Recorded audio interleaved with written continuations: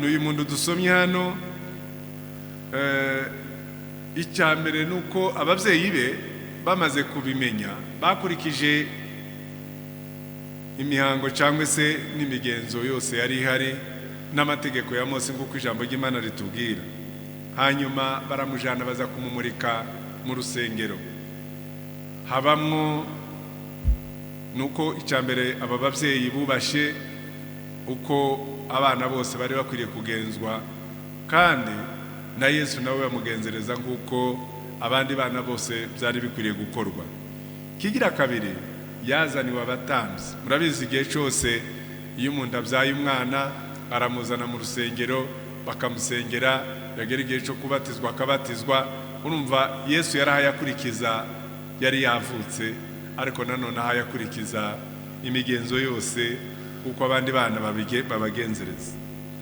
Hanyuma rero dusanga uyu muntu witwa Simiyoni yari umuntu Bibiliya iravuga ngo yari umukiranutsi, kandi yaritondaga, yari yarahawe n'amasezerano kuko atazapfa atarabona umwami Yesu. Mwumvise amajambo yavuze hano, aravuga ngo uwo yari umukiranutsi witonda kandi yategerezaga ihumure ry'Abisirayeli. Umwuka wera yari muri we, yari yarahanuriwe n'umwuka wera ko atazapfa atarabona Kristo umwami Imana. Twese ndabizi ko dufite amasezerano, kandi iyo dutegereza kuvuka kwa Yesu harimo ibyo twitega, kandi umuntu wese abazi ngo kuvuka kwa Yesu tumuvuga none ariko amaze imyaka 2000 birenga yaravutse. Ariko iyo rero uyu munsi umuhindukiriye ukamwakira, niko kuvuka Yesu aba yakuvukiye. Kandi ugiye kureba uyu muntu yari umukiranutsi, yari afite amasezerano muri we.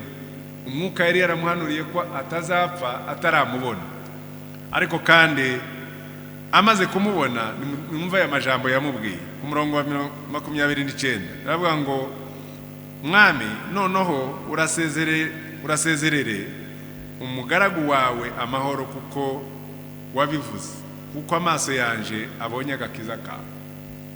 Yesu muri Isirayeli bari bakeneye ibintu bihinduka mu buzima bwabo, bari bakeneye umwami. Ubundi kandi bari bafite ibyanditswe byinshi bivuga yuko hazaza umwami agahindura ubuzima bwabo, akaba umwami mwiza. Musomye mu gitabo cya Yesaya musangamwo uko bari baramuhanura, bamuvugaho ibintu bikomeye kandi byiza.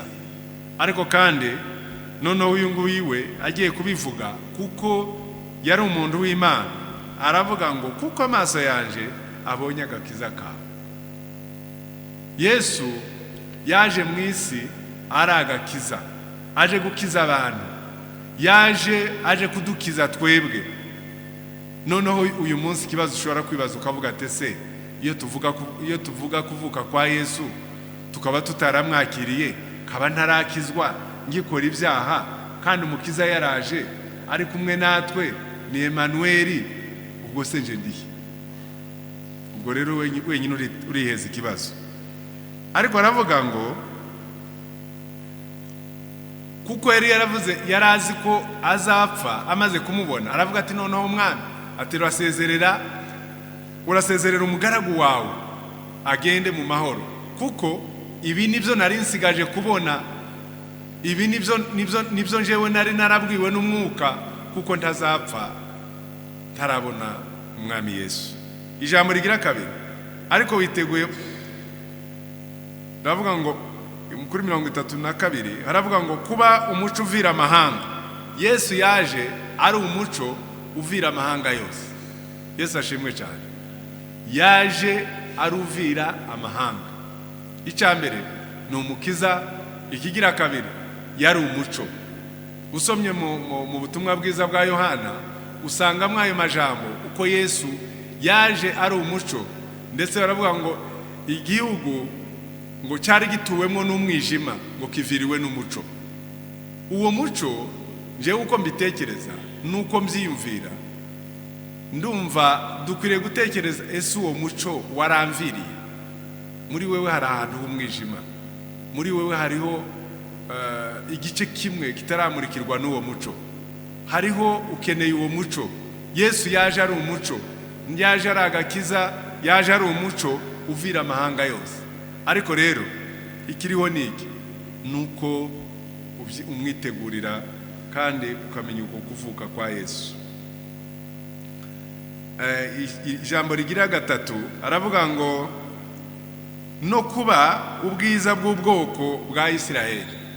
Yesu yari yaravuzweho byinshi, ariko mutegereye neza musanga uyu muntu Simiyoni yaravuze ubuhanuzi bwari bumurimo. Avuga Yesu wari we, avuga uko azaba ameze, ko azaba ari agakiza, ubundi kandi ko ari umuco uvira amahanga, ubundi kandi ko ari ubwiza bw'ubwoko bwa Isiraheli. Ubu rero ntituvuga Isiraheli gusa, ariko tuzi ko ari ubwiza bwacu natwe abemeye ko Yesu Kristo. Icyo rero ni kimwe dukwiriye kumenya iyo twari muri iki gihe twitegura kuvuka kwa Yesu. Noneho Yesu akaba yavutse muri twebwe kandi akaba atangiye gukora imirimo muri twebwe. Nicyo gituma uyu munsi tutagiye tuvuga ngo turamutegereje. Yesu ari muri twebwe, ni agakiza kacu, ni umuco wacu, ni ubwiza bwacu. Yesu ashimwe cyane. Irindi jambo usomye kuri uyu murongo wa 36 hariho umuhanuzikazi witwaga Ana mwene Fanueli. Uyu nawe ngo yari umukecuru kandi amaze gushingirwa ngo yamaranye n'umugabo we imyaka 7 gusa. Noneho amara imyaka 84 ari umupfakazi. Yahoraga mu rusengero aramya, yiyirizaga ubusa, asenga ku manywa na nijoro. Muri uwo mwanya nawe amaze kubona Yesu ashima Imana, aravuga ngo avuga ibya Yesu, abibwira bose bari bategereje gucungurwa kwa Yerusalemu. Yesu ashimwe cyane. Sinzi nimba Yesu yarakuvukiye, sinzi ibyo uhaye uvuga ubu ngubu. Abantu benshi ubu ngubu bakeneye kwatura bakavuga ibyaha cyangwa se bakavuga ibintu bibabaza abandi, ariko umva uyu muhanuzikazi icyambere tumubona yari afite kwihangana. Yamaranye n'umugabo w'imyaka 7 gusa, hanyuma amara imyaka 84, bivuga ngo yari afite imyaka 91. Kandi ibyo byose yabikoze ari mu rusengero ngo aramye Imana, ashima Imana, yiyiriza ubusa, asenga ku manywa na nijoro. Gushaka Imana rero hari igihe tubikora nk'uko tubitekereza, ariko ikiriho murabona iyo muramye Imana, umuntu wese yitekerezaho, atekereza ku buzima bwe, areba uko ameze, areba uko abayeho, areba ubuzima bwiwe na Yesu Kristo. Iyo turamye Imana tuba tubwira Imana ngo reba uko tumeze, reba ubuzima bwacu, reba uwo ndiwe, reba ibyanje. Uko niko kuramya Imana. Ariko uyu muntu yari afite, umurebye yari umunyamibaba, yari afite agahinda muri we kuko adafite umugabo, yari umupfakazi, ariko kandi yari afite Imana, yari yaramenye Imana, yari yaramenye uburyo bwo gushaka Imana.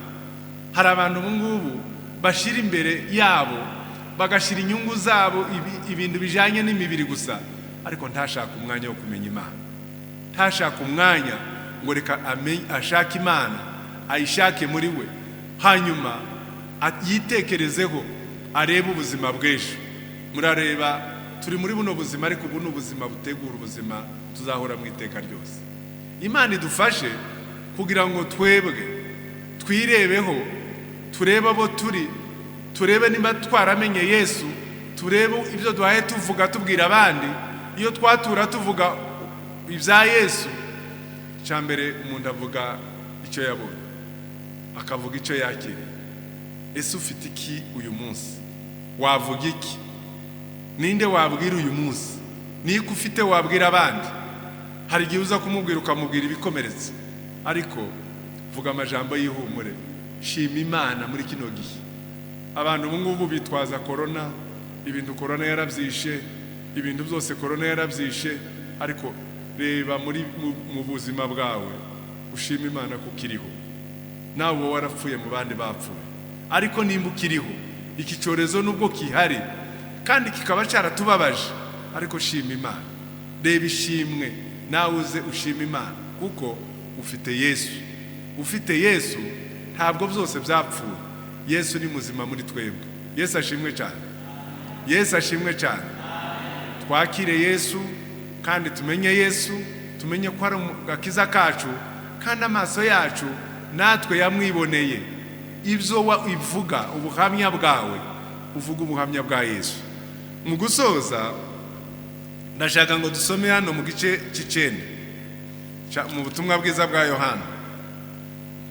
Mu butumwa bwiza bwa Yohana igice cya 4 umurongo, igice cya 9 umurongo wa 4 haravuga ngo kwiriye gukora imirimo y'uwantumye hakiri ku manywa bugiye kwira, n'igihe umuntu atakibasha gukora.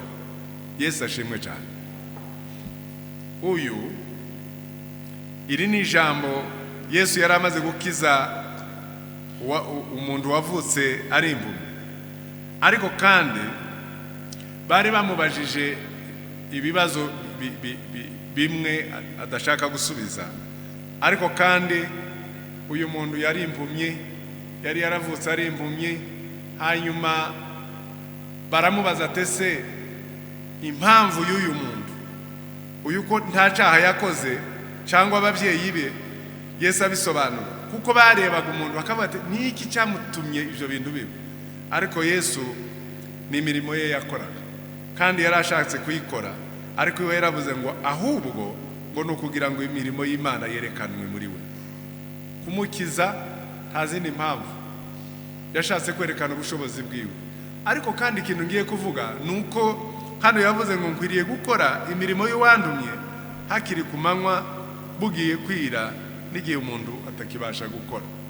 Hari abantu baza gukora bagakora bacerewe, hari abantu baza gukora bagakora imirimo itari yabo, hari abantu baza gukora bagakora nabi. Ni byinshi, ariko twige gukora imirimo yacu. Umuntu wese afite impano ye, afite uko Imana yamuhaye, afite uko akwiriye kunezeza Imana.